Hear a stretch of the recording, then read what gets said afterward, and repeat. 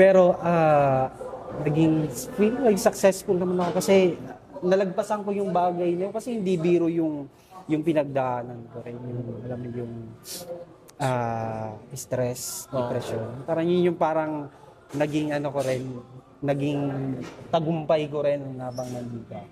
Kumbaga, yung tagumpay kasi ng isang tao, hindi talaga magigage kung gaano kadami yung pera niya sa bank account niya eh. But in season, ano yung natutunan mo?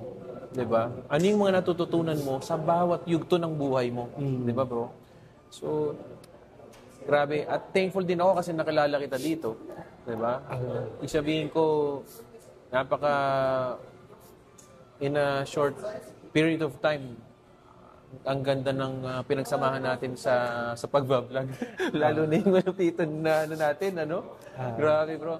Maraming salamat. So, bro, ano yung bilang isang OFW, bro, ngayon nga at magpapasko na, ano naman yung naging experience mo dito? Kasi 2 years ka, bro, di ba? Paano ka nag-spend ng Christmas mo dito nung nakaraang taon?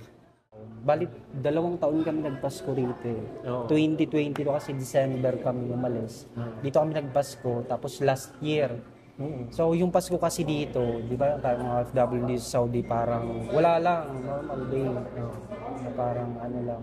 Malungkot ba? Masaya? Oo, sobra. Kasi hindi siya katulad sa Pilipinas na parang lumabas ka lang, mafe-feel mo na yung Christmas. Dito parang normal day.